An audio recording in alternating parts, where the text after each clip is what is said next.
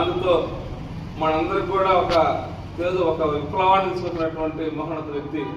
ఈ రోజు మరి అటువంటి అల్లూరి సీతారామరాజు మనం గుర్తుంచుకోవటం, యూత్ ముందు చేయటం అనేది ఒక ఉద్దేశం అయితే, ఇప్పుడుండే పరిస్థితులను బట్టి వ్యాపార రంగాలు కావచ్చు, చాలా మంది ఉద్యోగస్తులు కావచ్చు, విద్యా సంస్థలు కావచ్చు, వాళ్ళకి అభివృద్ధి కోసం పబ్లిసిటీ కోసం ముందుకెళ్తారు తప్ప ఇలాంటి జాతి నేతలను విప్లవకారులను మర్చిపోవడం అనేది చాలా బాధాకర విషయం. మరి అటువంటిది మన దగ్గర ఉన్నటువంటి యూతుల ముందు డెవలప్ చేయడం, మరి ఒకసారి అల్లూరి సీతారామరాజు ఈ రకం గుర్తు చేసుకోవడం అనే విధంగా మేము సంతోషిస్తున్నాం.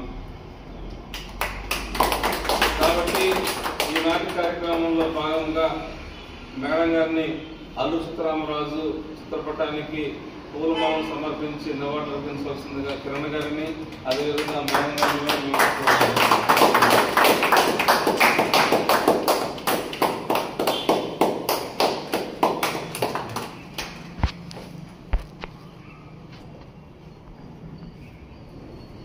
జోహార్ అల్లూరి సీతారామరాజు, జోహార్ అల్లూరి సీతారామరాజు, జోహార్ అల్లూరి సీతారామరాజు. భారత మాతకి, భారత మాతకి, భారత మాతకి. ఇప్పుడు మన యూత్ ఆఫీసర్ రఘు గారు ఈ కార్యక్రమంలో అతిథిగా ఉన్నారు.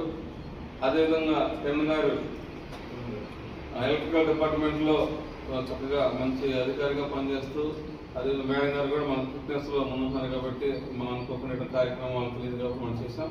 ఈ సందర్భంగా మన యూత్ ఆఫీసర్ రఘు గారిని అల్లూరి సీతారామరాజు గురించి మాట్లాడాల్సిన కోరుతున్నాను. అందరికీ నమస్కారం. మన స్వాతంత్ర సమర విద్యలో భాగంగా సుభాష్ చంద్రబోస్ గారు కానీ, గాంధీజీ గారు కానీ మన దేశానికి ఏ విధంగా నాయకత్వం వహించారో అలాగే ఆంధ్ర తరఫున అల్లూరి సీతారామరాజు గారు ఆ స్వాతంత్రోద్యమ పిలుపులో భాగంగా బ్రిటిష్ వారికి వ్యతిరేకంగా ఎన్నో ఉద్యమాలు నడిపి మన్యం వీరుడిగా, స్వాతంత్రోద్యమ విప్లవ వీరుడిగా ఎంతో ఖ్యాతిగాంచారు.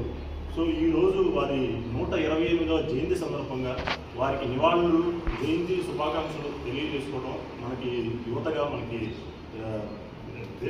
దేశ పౌరుడిగా, ముఖ్యంగా ఆంధ్ర పౌరుడిగా మనకి ఎంతో గర్వకారణం.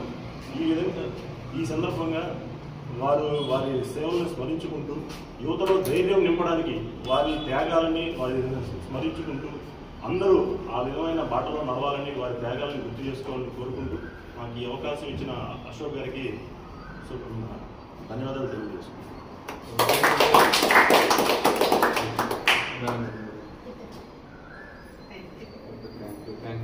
కార్యక్రమంలో పాల్గొన్న మనందరూ కూడా ప్రత్యేక ధన్యవాదాలు తెలుసుకుంటున్నాం.